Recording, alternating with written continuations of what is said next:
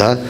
라는 저희 책 제4장 성령이 임하는 과정에 대해서 두 번째 시간으로 말씀을 드리도록 하겠습니다. 먼저 시간에는 그 보혜사와 다른 보혜사는 다르다라는 부분에 대해서 이렇게 말씀을 드렸는데, 오늘은 두 번째 성령이 임하는 과정, 성령이 임재하는 과정에 대해서 말씀을 이렇게 드리도록 하겠습니다. 우리가 그냥 기도를 많이 이렇게 했습니다. 그러니까 그냥 막 성령 임해달라고 기도하고 충만하게 해달라고 기도하고 또 기름 부어달라고 기도를 그렇게 많이 했습니다.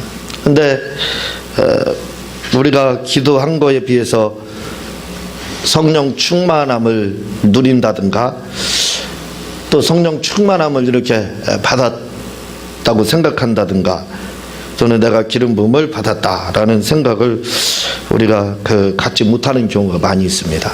또 어떤 경우는 나는 좀 성령 충만한 가운데 막 있고 싶다 하는 그 생각을 가지고 있는데, 그렇게 받고 싶어도 받지 못하는 분이 있습니다. 그래서 막 10년 동안 성령 달라고 막 기도했는데 못 받았어요. 그리고 저도 한 3년 동안 그렇게 했는데 못 받았어요. 왜 못 받았느냐 이거죠.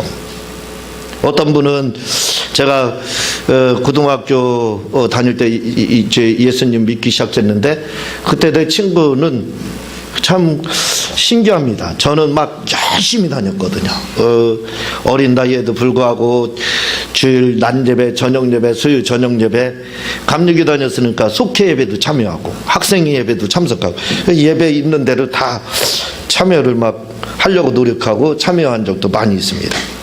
거의 이제 대부분은 공적 예배는 공예배는 이렇게 다 참여를 하고, 또 부흥회 하면 맨 앞자리에 앉아가지고 용기 100배 해가지고 9가지 은사 주세요 하고 헌금 조금 해가지고 9가지 은사 달라고 그렇게 막 봉투로 써내고 그랬습니다. 그렇게 신앙생활을 했는데 저는 항상 성령 충만하지 못했어요.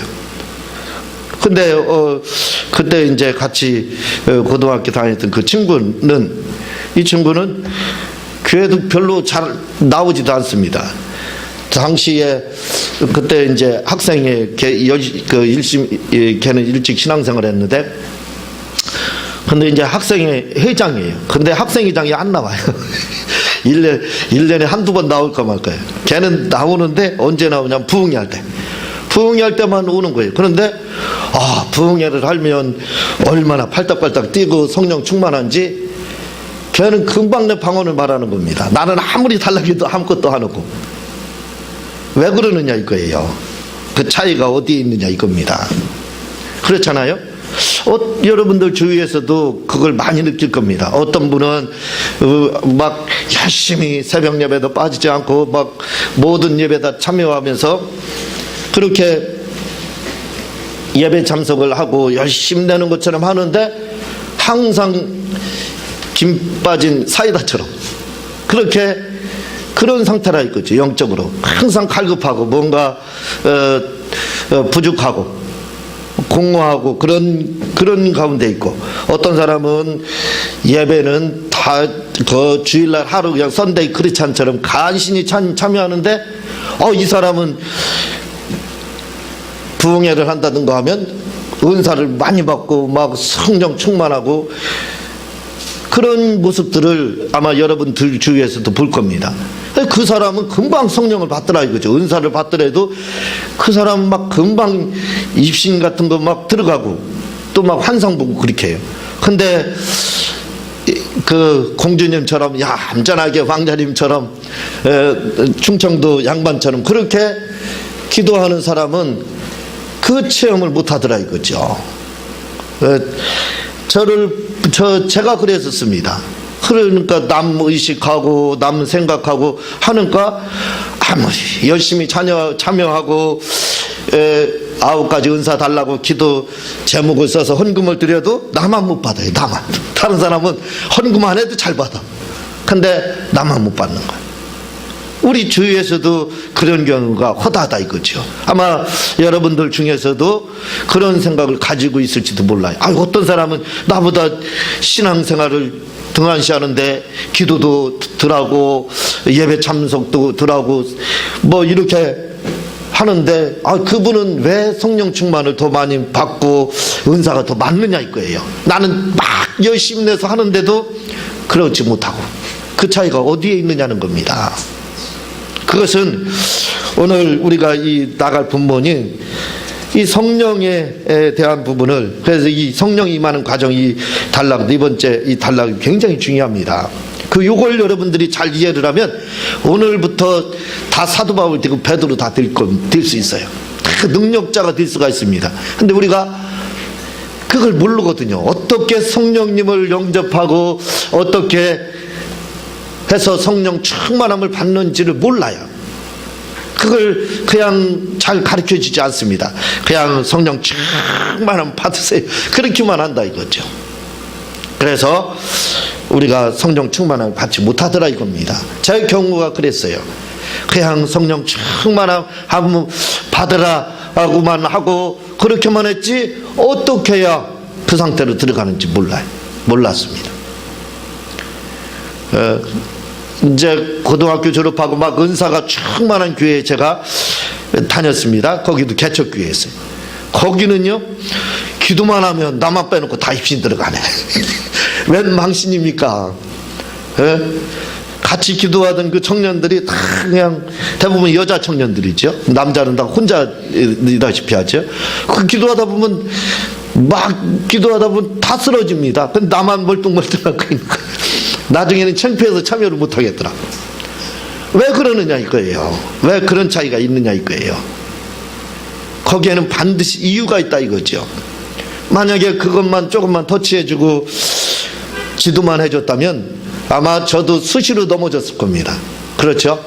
근데 그걸 안 해주고 그냥 충만함 받으라 뭐 기름 부음 받으라 그렇게 하니까 이걸 모르는 상태에서 하라가면 얼마나 힘들겠어요. 예를 들어 교회 처음 나간 사람한테 하나님 아버지라고 막 하라, 그게 처음부터 나옵니까? 잘 안 되더라 이거죠. 왜 그러는지를 설명을 해주고 하라가면 그래도 자연스럽게 따라올 수 있는 것처럼 역시 성령도 그렇습니다. 우리가 성령을 받는데도 역시 똑같아요. 그냥 무조건 그냥 하면 돼, 그게 아니다 이거죠. 그게 아니라 거기에는 그 이유가 있습니다. 성령 충만한 방법이 있다 이거죠. 그래서 여러분들 오늘 마칠 수 있으면 마치고 못 마치면 다음 시간 계속해서 연결해서 이렇게 부는데, 여러분들이 요 단락을 잘만 이해하면 오늘부터 다 성령 충만함 못 받을 사람 아무도 없습니다. 못 받으면 누구 책임이냐? 당신 책임, 내 책임이다 이거죠. 하나님 책임이 아닙니다. 저는 하나님이 나를 따돌리는 줄 알았어요. 나만 왕따시키는 줄 알았어요. 왜? 다 쓰러지는데 나만 멀뚱멀뚱한 거예요. 예? 그러니 얼마나 하나님으로부터 소외당했겠습니까? 그런 소외의식이 얼마나 강했겠느냐. 그래서 그 하나님이 사람 그 구별해서 대하는구나, 공평하지 않구나, 그렇게 오해를 했더라 이거죠. 그건 저의 순전한 오해입니다. 하나님은 그렇지 않더라 이거죠. 거기에는 하나님 책임이 아니라 바로 저의 책임이었더라 이거죠. 그래서 그걸 우리가 알게 되면 그렇구나, 성령님께서 이렇게 우리에게 역사하는구나 하는 걸 알게 됩니다. 요한복음 7장 38절에서 39절에 보면 나를 믿는 자는 성경에 이른과 같이 그 배에서 생수의 강이 흘러나리라 하시니 이는 그를 믿는 자에 받을 성령을 가리켜 말씀하신 것이라. 예수께서 아직 영광을 받지 못하신 고로 성령이 아직 저희에게 계시지 아니하시더라 라고 말씀하고 계십니다. 저는 이스라엘을 가보지 않았지만 이스라엘에는 우리나라 백두산보다 더 높은 산이 있는데 그 산이 바로 헬문산이라 합니다. 여러분, 성령을 이해하기 위해서는요 먼저 이 헬문산을 이해해야 됩니다. 이 헬문산을 이해를 못하면 사실은 성령을 이해할 수가 없습니다. 그래서 이 헬문산은 가보지 않았지만 얼마든지 자료를 통해서 확인할 수 있잖아요. 알 수 있잖아요. 그래서 성령을 그 배에서 생수의 강이 흘러나리라. 이제 왜 주님이 갑자기 이렇게 말씀하셨나? 그런 생각이 들 수가 있다 이거죠. 아니 왜 갑자기 이런 말씀을 엉뚱당뚱한 말씀을 하시나? 그런 생각을 우리가 품을 수 있다 이거죠. 그리고 이 말씀이 뭘 말씀하는지를 이해를 못할 수가 있습니다.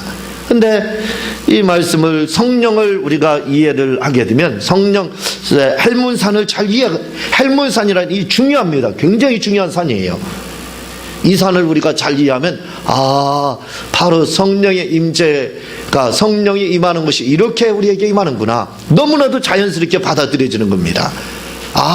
성령에 대한 이해심이 생기는 거예요. 이렇게 성령이 내게 임하는구나. 그걸 알 수가 있어요. 근데 우리가 헬문산에 대한 이해가 부족합니다. 헬문산은 바로 성령님을 상징하는 거예요. 성령이 어떻게 임하는지 그걸 우리에게 가르쳐주고 있는 겁니다. 그러니까 이 헬문산에 대해서 잘 우리가 이해하면 그렇구나, 성령이 이렇게 임하는구나 해서 성령에 대한 이해를 우리가 할 수 있게 된다 이거죠. 이 만년설이 있다고 합니다. 여기 헬문산은. 그래서 이스라엘 그 중동에서도 스키를 탈 수 있는 산, 그게 바로 헬문산이라는, 백두산보다 높으니까 이제 그렇게 이야기를 합니다. 그런데 이 산에 특징이 있습니다. 그 특징은 뭐냐면 계곡이 없다는 것입니다. 요게 아주 키포인트입니다. 아주 중요한 부분이에요. 헬문산이, 여러분 산을 가보면 계곡이 없는 산이 없습니다. 우리나라 산은 기죠. 우리나라 산은 얕은 산을 가더라도 또랑이라도 다 있습니다.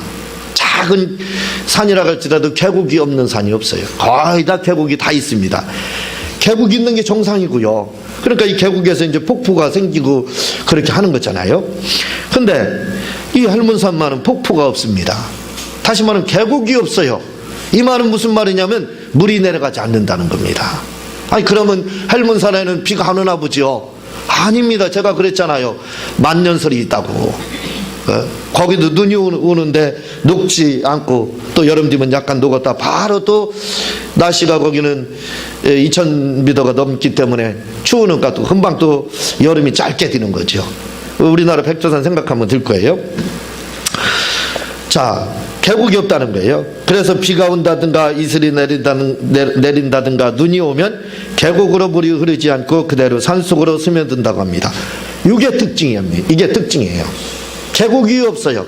그러면 어떻게 되느냐면 그냥 물속으로 그대로 스며든다는 거예요. 카타콤 노마의 폭정에 의해서 초대교인들이 피해서 카타콤으로 막 들어갔잖아요.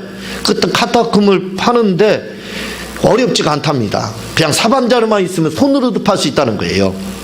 그리고 거기다가 물 한 번만 쫙 뿌리면 콘크리트가 된다는 겁니다. 안 무너진다는 거예요. 왜? 석기석으로 되어 있다는 거예요. 그래서 파기가 굉장히 쉽고 물만 부으면 금방 굳어가지고 세면 콘크리트가, 그러니까 안전한 겁니다. 그래서 카타콤으로 이렇게 들어갔는데 마치 그렇다 이겁니다.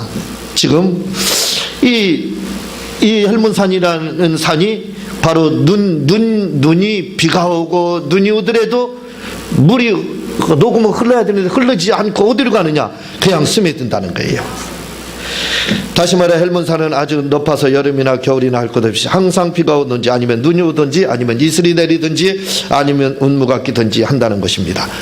여기에는 뭔가 항상 구름이 껴있든지 뭐 이슬비가 내리든지 비가 오든지 눈이 오든지 그렇다는 거예요. 항상요. 그런데 그러면 비가 내리고 눈이 내리면 분명히 녹으면 계곡이 있어야 된다 이거죠. 그런데 이렇게 내린 눈이나 비가 계곡으로 흐르는 것이 아니라 그대로 바위 틈으로 스며들었다가 우리가 예상하지 못한 곳에서 물이 샘솟쳐 솟구쳐 오르는데, 이렇게 솟구쳐 오르는 곳을 가리켜 요단이라 하는 것입니다. 너무 신기하죠. 지금 요한복음 7장 38절에 39절 그 배에서 생수강 막 솟아나리라 이렇게 말씀하고 있잖아요. 이게 바로 성령이 어떻게 임하는지를 설명하는 겁니다. 헬문산을 설명하는 거예요. 헬문산이라는 산이 물이 계곡으로 내려가지 않는 대신에 그대로 스며들어 버려요. 물이 그대로 스며듭니다. 그러다가 물이 그냥 스며들었다가 평지 저 밑에 지역, 하류 지역, 그런 지역에서 갑자기 물이 오아시스처럼 팍 솟아오릅니다. 너무 신기해요. 안 가봤는데 어떻게 이렇게 잘하냐. 이제 뻥그만 치세요. 그렇게 말씀할지 모르겠지만, 가보면 합니까? 안 가봐도 요즘에는 비디오나 이런 것들이 있어서 뭐 동영상도 다 있기 때문에 다 알 수가 있는 시대예요. 꼭 가봐야 하는 시대가 아닙니다.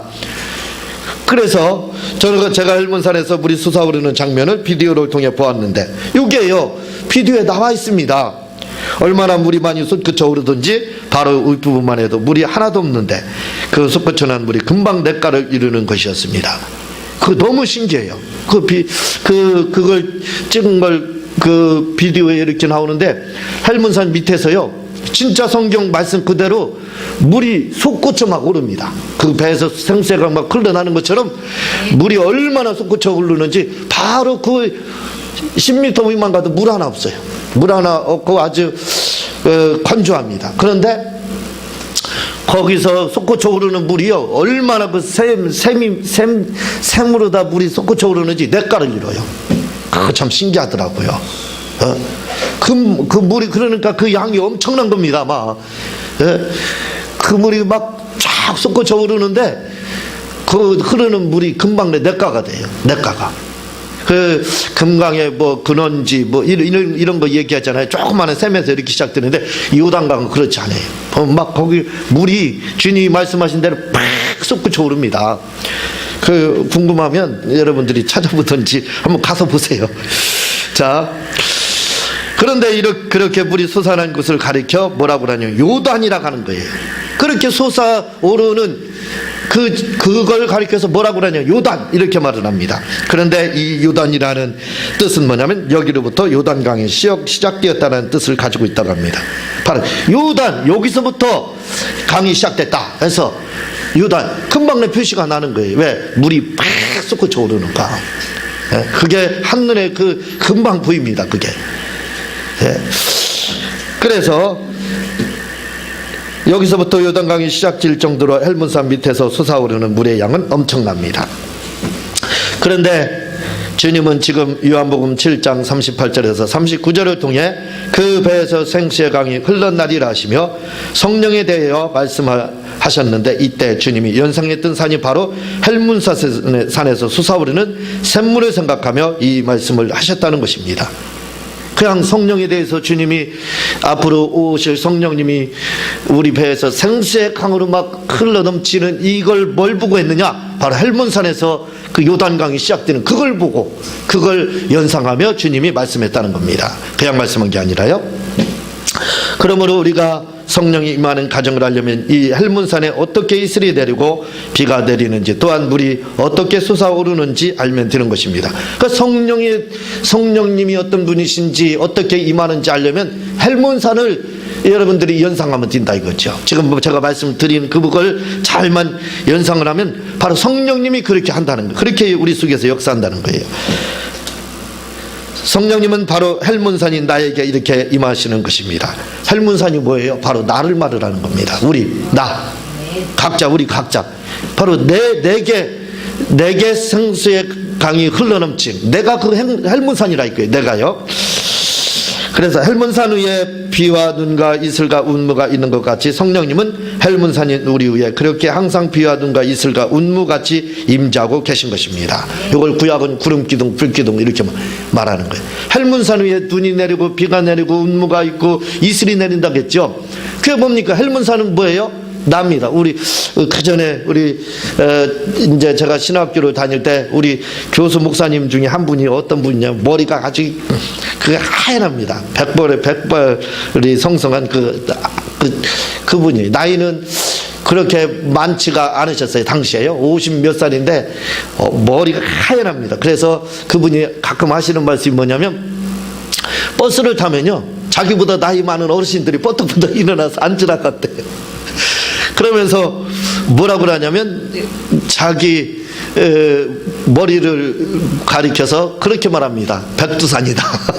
그렇잖아요. 머리가 하얘니까 백두산. 우리나라 백두산도 있지만 머리가 하얘니까 백두산이라는 거예요. 그 표현이 맞습니다. 마치 지금 헬문산이라는 것이 그와 같다 이거죠. 우리 헬문산이 바로 나라 이겁니다. 내 머리 백두산 생각하면 돼. 그렇다 이거죠. 그러므로 우리가 성령님을 모셔드리고 인정하고 헬문산의 눈과 비가 계곡으로 흐르는 것이 아니라 그 속으로 스며드는 것 같이 우리 속에 충만함으로 임하시는 것입니다. 충만함은 기름 부음이라고 했어요. 그렇게 충만함으로 우리에게 임하는 거예요. 우리 속에 성령님이 헬문산의 구름, 비, 눈, 이슬 이런 것들이 뭐예요? 성령님을 상징하는 겁니다. 헬문산은 나고요. 그러니까 성령님이 내게 지금 임재라는 건 뭐냐면 구름, 비, 눈, 운무 그걸 말하는 거예요. 그게 어디에 임해 있다고요? 바로 헬문산이 내 위에 있다는 겁니다. 그리고 그 물이 솟구친다고 했어요. 계곡이 없으니까 스며들었다가 솟구쳐 오른다고 했습니다. 그게 바로 우리 속에 성령님이 그렇게 우리 속에 성령님이 100가지 많은 거예요. 이 참 신기함이 위에 이제 이 설명이 더 나가요. 성령님이 어디로 임하는지까지 이제 설명이 위에 드는데 바로 100가지 임합니다. 배에 임하게 돼 있어요. 그래서 배에 그 생새강이 그 헬문산 밑에서 팍 솟아오르는 것처럼 우리 속에서 성령님이 그렇게 솟구쳐 오른다는 겁니다. 그게 바로 충만함이라는 거예요. 그 바로 헬문산을 비유해서 설명드리니까 성령님이 어떻게 임하는지 이해가 잘 되시죠? 예. 세 번째, 이건 빨리 제가 읽도록 하겠습니다. 다 나가야 되는데 또 못 나갈 것 같아요. 세 번째, 불은 성령의 임재의 대표입니다. 사도행전 2장 2절에서 3절에 보면 호련히 하늘로부터 급하고 강한 바람 같은 소리가 있어 저희 앉아놓은 집에 가득하며 불의 혀같이 갈라지는 것이 저에게 보여 각 사람 위에 임하였더니라고 말하고 있습니다. 그런데 여기서 2절 바람 소리와 그리고 3절의 성령의 불은 성령이 헬문산이 나에게 임하는 임재를 말하고 있습니다. 봐봐요. 잘 보세요. 우리가 큰 불이라고 하고 바람 뭐 이런 거 성령에 대해서 말하거든요. 그 임재입니다. 그러니까 사도행전 2장 3절은 바로 바람소리, 불의 여가 이건 다 성령이 임하는 과정, 임재를 말하고 있어요. 임재를 말하고 있거든요. 성령의 임재는 여러 가지 모양으로 임하십니다. 때로는 비둘기같이 임하시기도 하고 때로는 눈무나 비나 이슬이나 눈이나 바람같이 임하기도 합니다. 여러분 그걸 알잖아요. 성령 체험하신 분들은 막 바람같이 임하고 막 이슬같이 임하는 그게 느껴지고 그걸 예민하신 분들은 그게 보이기도 합니다. 그렇게 임한다 이거죠. 그러나 이 모든 임재의 모양을 대표해서 사도행전 2장 3절에서는 불이라고 말하고 있는 것입니다. 무슨 말이냐면 우리가 불로 하고 막 불을 구하잖아요. 성령의 불 이게 무슨 말이냐면 임재를 말하라는 겁니다. 임재. 그러니까 성령의 임재의 표현은 굉장히 많아요. 다양해요. 불 같은 성령, 바람 같은 성령, 운무 같은 성령, 이슬 같은 성령, 비 같은 성령, 비둘기 같은 성령 이렇게 표현하거든요. 그건 뭐냐면 다 성령이 임하는 하나의 모습, 임재입니다. 임재예요. 임재의 표현입니다. 그런데 사도행전 2장 3절에서는 그 모든 임재를 여러 가지로 임합니다. 막 바람, 지금 말씀드린 거예요. 그러나 그걸 하나로 딱 요약을 합니다. 그걸 뭐라고 그러냐면 바로 불이라 이렇게 하고 있어요. 불. 그래서 우리가 불로를 외치고 하는 것은 뭐냐면 바로 성령의 임재를 구하는 겁니다. 임재를. 그래서 성령의 임재의 대표는 뭐냐? 불이에요. 그래서 불 같은 성령 이렇게 하는 겁니다. 이 부분을 우리가 이해를 먼저 하고 들어가야 된다 이거죠. 다시 말해 우리가 성령하면 불을 생각하는데 그 이유가 바로 성령의 임재의 대표가 바로 불이기 때문입니다. 그러므로 헬문산에 때로는 이슬이 임하고 때로는 눈이 임하고 때로는 음무가 임하고 때로는 비가 임했다 할지라도 그것을 그냥 우리는 한 글자로 말을 하는데 바로 불이라고 하는 것입니다. 이해가 되지요? 여러 가지 표현을 하고 있지만 간단하게 불. 그래서 불만 구하면 되는 겁니다. 사실은. 구체적으로 말씀드리면 우리가 성령의 임재를 여러 가지로 표현하지만 결국 그 말은 불을 말한다는 것입니다. 이를 사도행전 2장 3절에서는 바람같이 임하더니라고 말하고 있지만 결국은 불로 역사했다고 나오고 있는 것입니다. 다시 말해 은문이 물이니 이슬이니 구름이니 하는 이런 현상들은 임재의 현상의 한 부분을 말하는 것입니다. 그러나 이를 한마디로 표현하면 불이라고 정의하는 것입니다. 그러므로 불은 성령의 임재의 대표인 겁니다. 그래서 불이라는 건 뭐냐면 여러 표현을 다 할 수가 없으니까 뭐예요? 한마디로. 그래서 불이라는 것은 성령의 임재의 대표입니다. 여러 표현이 있어요. 성령에 대한 그 많은 것이 있지만 그러나 한마디로 그걸 성경에서는 뭐라고 하냐? 불 이렇게 말한다 이거죠. 그런데 사도행전 2장 3절에 불의 혀같이라는 말을 현대인의 성경으로 보면 혀처럼 생긴 불이 나타나더니 그것이 갈라져 각 사람 위에 닿았다라고 해서 혀처럼 생긴 불이라고 표현하고 있습니다. 여기까지만 할게. 여기까지 하고 다음 시간에 중요한 부분 성령 받는 것에 대해서 설명을 드리도록 하겠습니다. 제가 기도하고 주님 가르치는 기도로 마치도록 하겠습니다. 하나님 아버지 감사합니다. 우리 모두가